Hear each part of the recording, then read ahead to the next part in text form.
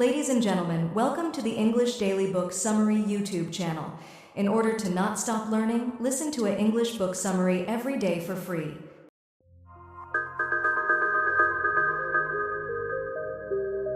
Bill Gates, Source Code, My Beginnings. Bill Gates has had a pretty busy life. So much so, in fact, that he announced he'll publish not one, not two, but 3 memoirs in order to get it all sorted out on paper. Source Code is the first of those memoirs to arrive, and it covers the early part of his life, his schooling, his first interactions with a computer, his years at Harvard, and getting Microsoft off the ground with his school friend, Paul Allen. It's a remarkable tale, full of chance encounters, lucky breaks, and a lot of hard work. Gates might have come from a privileged background, but from a young age, he was obsessively devoted to gaining knowledge and expertise. This is the story of how he developed that mindset and how he put it to work in a field that was just starting to catch fire. Planting seeds for the future. In the Gates household, games weren't just a pastime. They were a proving ground, especially card games. And the reigning champion was the family's maternal grandmother, Adele Thompson, known to the family as Gammy. As a kid, Bill Gates believed his grandma possessed some sort of magical abilities when it came to games. She never lost, no matter how many times they played. But then, one evening, Gammy revealed her secret powers. She had an uncanny ability to track every move on the table, to spot patterns and predict plays. Bill was in awe as she calmly pointed out which of his cards should be played next. He suddenly realized her winning streak wasn't luck, it was strategy. She had trained her mind to see the game differently, and if she could do it, so could he. From that moment on, he studied her every move, treating each game as a lesson. It took years of losing, but eventually, he started winning. That hunger to figure things out, to crack the code behind skill and mastery, stuck with him. It shaped his approach to school, where he gravitated towards subjects that challenged him, like math and reading. He liked the concrete nature of numbers and arithmetic, whereas he struggled to engage with anything that felt routine or irrelevant. Simply put, when something caught his interest, he dove in completely, often rocking back and forth with intense concentration. When it didn't, he tuned it out. For a long time, perhaps for this very reason, school was difficult for Bill. He was also younger than most of his classmates, he was scrawny, and he had a high-pitched voice, all of which made him a prime target for bullies. He tried to compensate for this by becoming a prankster, a class clown, which didn't help his grades at all. His mother, Mary, struggled with the ups and downs of Bill's performance at school. She had a subtle way of reinforcing her high expectations. If any of the Gates children, which included his older sister Christy and younger sister Libby, were struggling in school, she would mention it with such dramatic disappointment that the message was clear. Don't be that kid. Both his mother and his father, Bill Sr., had built a life that reflected their core values of hard work, community, and ambition. Bill Sr. and Mary had met in college, married in the early 50s, and settled in Seattle, where he pursued a law career while she dedicated herself to volunteer work. Their home in View Ridge was part of a rapidly expanding city. At the heart of that prosperity was the aerospace manufacturer Boeing. The company's rise paralleled the economic optimism and post-war confidence that was in the air at the time.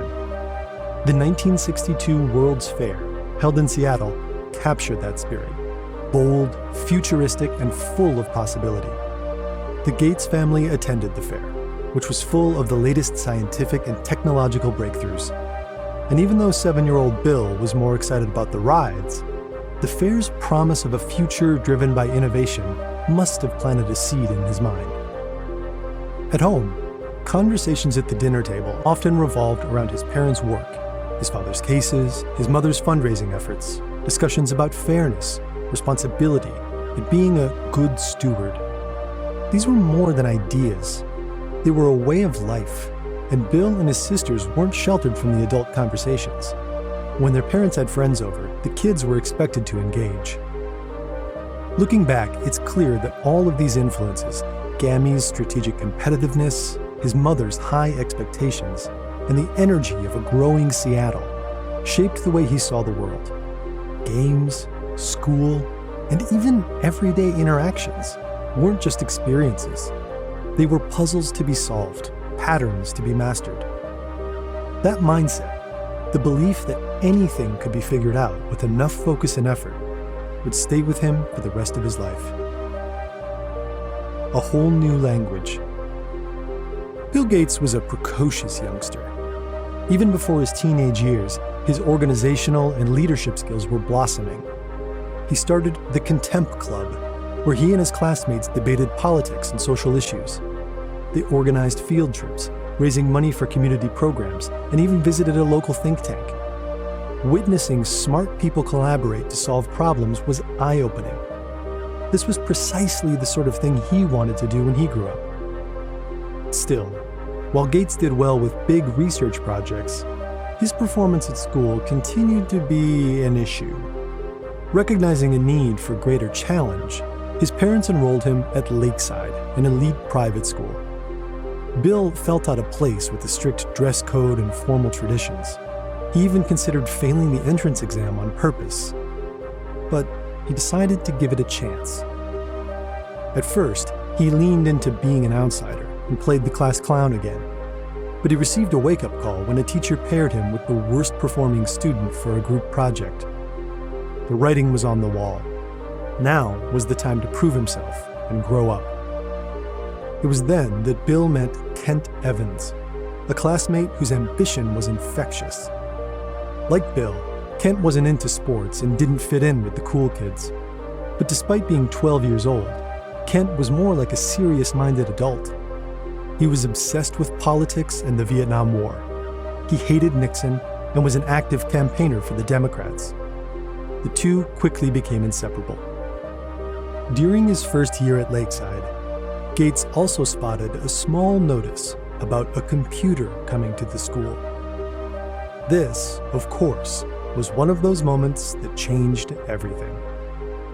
The school had rented a teletype machine that connected to a time-shared computer. After learning some rudimentary machine language, Bill dove into programming. His first effort, a tic-tac-toe game, ignited a passion. The precise commands and problem-solving were exactly his kind of thing. He wasn't alone either. Kent, along with two older classmates, Paul Allen and Rick Weiland, also quickly became obsessed. Soon, an informal computer club was forming at Lakeside, with Bill, Kent, Paul, and Rick all egging each other on with friendly rivalries and challenges. Renting the console and the timeshare connection, however, didn't come cheap, and there was only so much they could do at school on one machine. Fortunately, a parent of one of the students, Mrs. Monique Rona, came to the rescue. She arranged a deal with a local startup, Computer Center Corp., where Bill and his friends would test their latest PDP-10 computer system in exchange for unlimited access. For the computer-crazy kids, it was a deal made in heaven. They practically lived at CCC, or C-Cubed as Bill called it, writing programs, breaking the system, and learning from their mistakes. More than anything else, Bill was learning how to code and loving it. He was barely a teenager, and without realizing it, he was already writing his future. Gaining expertise at C-Cubed. The converted car dealership that housed C-Cubed was now a second home for Gates and his small band of fellow programmers. If they weren't at school, that's where they were. Other classmates might study, play sports, or sleep in, but Bill, Kent, Paul, and Rick were glued to the PDP-10, spending endless days coding, debugging, falling asleep on the floor, waking up, and writing more code. The winter of 1968 was a blessing. as it was one of the snowiest in Seattle's history. With classes canceled, it meant endless days of uninterrupted programming. It was pure immersion, the kind of focused effort that turns raw interest into real expertise. Years later, the author Malcolm Gladwell would popularize the idea that mastery requires 10,000 hours of practice, and he would cite Gates as an example. But as Bill sees it, none of that would have happened without those first 500 hours at C Cubed, the crucial and very lucky break of getting unlimited access to a computer. That freedom allowed him to fall into a zone of complete concentration. At the time, the scarcity of programming guides meant that they had to learn through trial and error, absorbing whatever knowledge they could, however they could. That hunger led to an unusual form of self-education: dumpster diving. The older programmers who worked at C Cubed weren't offering lessons, but they did leave behind clues in the form of trash. Every night, discarded printouts of computer code were thrown away. Most were torn, crumpled, or stained with coffee, but to Gates and Paul Allen, they were gold. One night, Paul hoisted Bill into the dumpster, and they hit the jackpot: a thick stack of machine language instructions for the PDP-10's operating system. It was dense, cryptic, and completely beyond them, but that only made it more exciting. It was a challenge, but by studying and reverse engineering these lines of code, they could learn to program at a deeper level than ever before. With each breakthrough, Gates' ambition grew. It was no longer enough to write programs for fun. He wanted to build something useful. He started small, writing a simple program for cooking recipes inspired by his mom's wooden box full of index cards. It was just a few lines of basic code, but as a 13-year-old, it was the first time he had used a computer to solve a real problem. He was learning on his own terms, using a $500,000 machine as his personal teacher. And he was getting good, maybe too good. One day, Gates discovered a security flaw in the PDP-10. By pressing Control-C twice at the right moment, he could log in as an administrator. This thrilling discovery came at a cost, however. When C Cubed found out, they banned him. After months of limitless computer access, he was suddenly locked out. For the first time since coming into contact with a computer, Gates had to find something else to do. He threw himself into the Boy Scouts and started hiking with friends. These hikes represented a different kind of challenge. Out in the mountains, there were no computers, no bugs to fix, just tough climbs, the camaraderie of working as a team, and plenty of headspace to mull over programming problems. It was a revelation. Firsts and lasts. When it came to school performance, 9th grade was going to be different. Bill Gates was determined to turn his ability to hyper-focus into a superpower. He knew that when he concentrated, information fell into place, giving him a distinct edge. But despite his memory of earning straight A's that year, the record tells a different story, a healthy mix of A's and B's. Mastery was still a work in progress. At the same time, his fascination with computers only grew. After the setback with C Cubed, he and his friends found another opportunity after Lakeside struck a new deal with Information Sciences Incorporated, or ISI, another local computer business. Gates and his friends were even able to work out a contract to develop a payroll program for ISI, heralding their first software product. As winter turned to spring in 1972, Gates and Kent also took on the challenge of creating a computerized scheduling program for Lakeside. It was an extremely challenging job, and they worked tirelessly to try to finish it on time. But just as they were getting near the end, tragedy struck. First, 2 Lakeside teachers, Bob Haig and Bruce Burgess, died in a plane crash.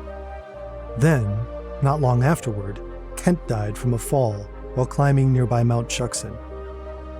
Gates was in shock for days. Much of it is now a blur to him. But eventually, he came to a realization. Kent would have wanted him to finish the scheduling program. Determined to see it through, Bill enlisted Paul Allen to help.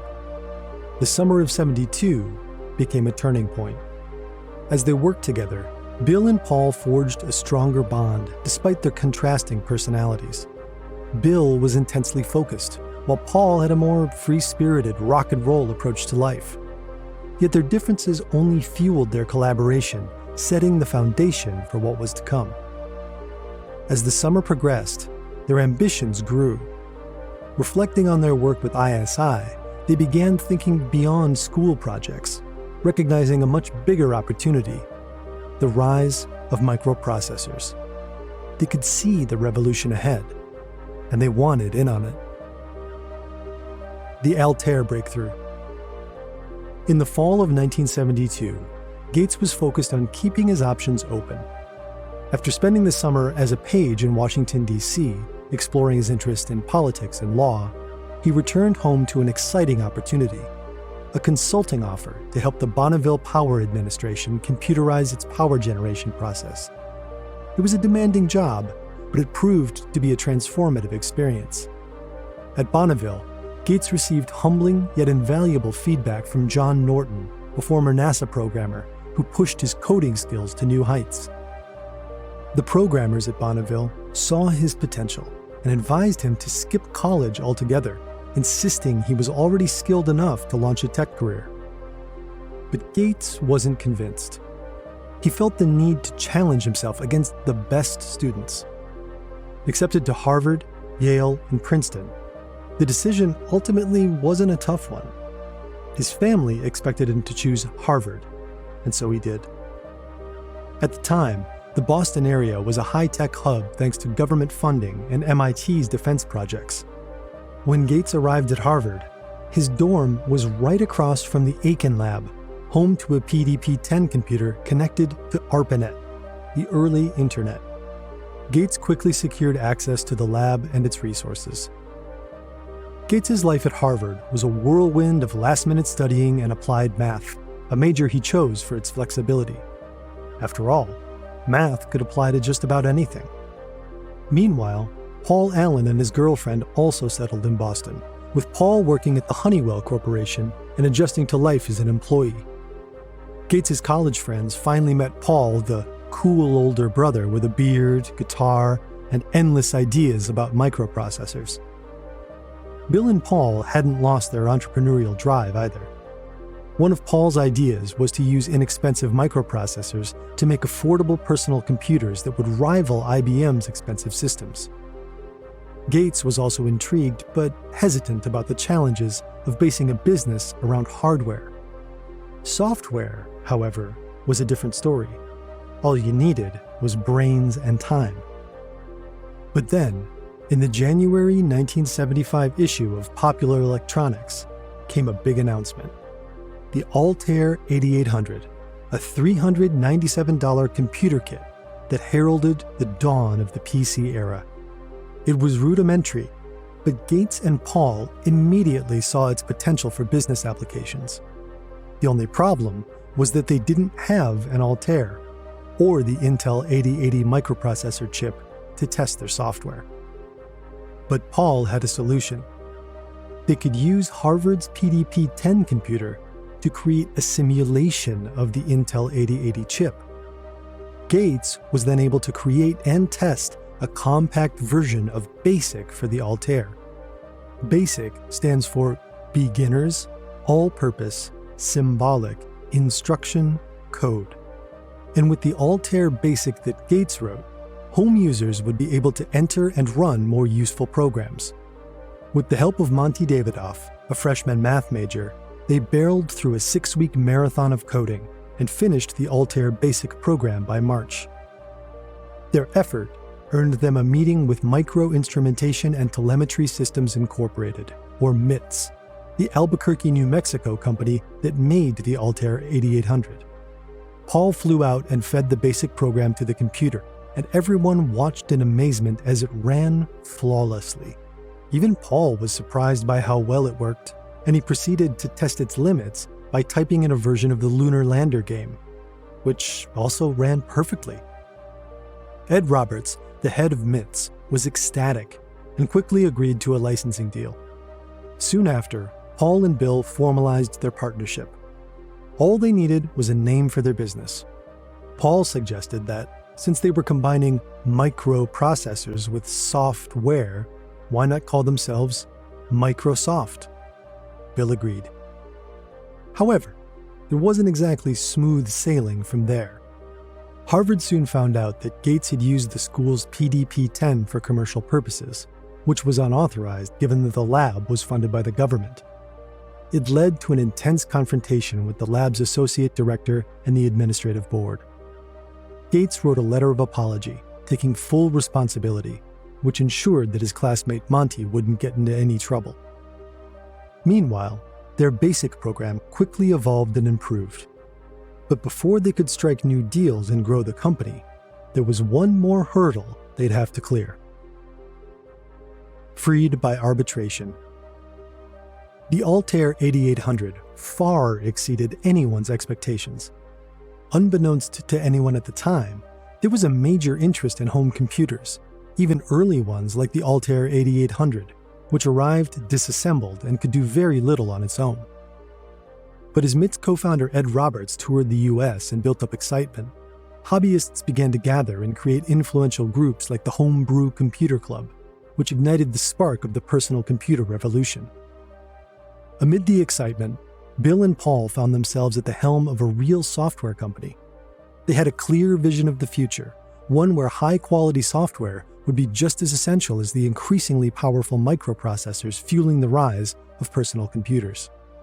The work was daunting. Every program had to be custom-built for each new microprocessor. But their dedication paid off. As demand grew, so did their customer base, and their once small operation began to expand. There was one thing standing in their way, though: their licensing agreement with MITS. As competitors like Texas Instruments emerged and IBM was threatening to enter the personal computer market, Ed Roberts was struggling to keep up. Eventually, in 1977, he ended up selling MITS to Pertec Computers. Already, Roberts was hesitant to share the license for BASIC with any potential competitor, and this only became more of an issue with Pertec. They believed that by acquiring MITS, they had also acquired Microsoft's BASIC program, including all future modifications. This conflict ended up going to arbitration, with Gates' father helping his son gain his freedom. Fortunately, the licensing deal that they had originally struck with MITS stipulated that the license holder must make their best effort in securing sub-license agreements, or else the contract could be ended. While it was a long and drawn-out affair, the arbitrator ultimately agreed with Microsoft. With all of these challenges ongoing, Gates made the pivotal decision to leave Harvard and dedicate himself full-time to Microsoft. A new business plan was drawn up, and at this point, the hyphen in the company's name, between micro and soft, was deleted. With the arbitration over, Bill Gates and Paul Allen were now free to seal their deals with Apple, Commodore, and Radio Shack, all of whom were preparing to make major inroads in home computing. Microsoft's code would be at the heart of each one, a vital part of the programs that kicked off the personal computer revolution.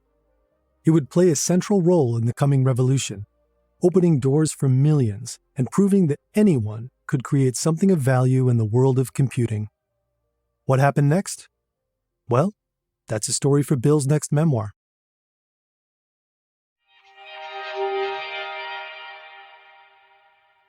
In this blink to source code by Bill Gates, you've discovered how his journey began. Growing up in Seattle in the early 1960s, Gates was raised with a strong emphasis on education, hard work, and service.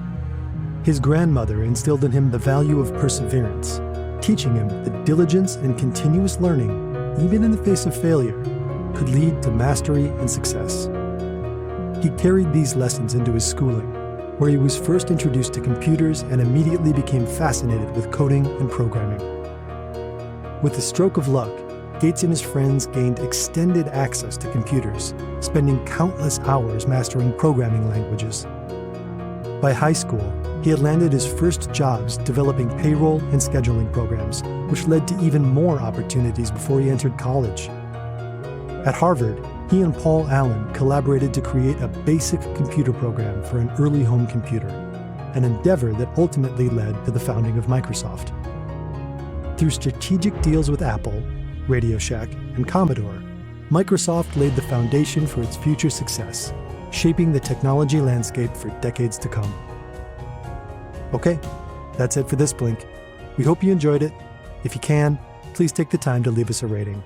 We always appreciate your feedback. See you in the next Blink.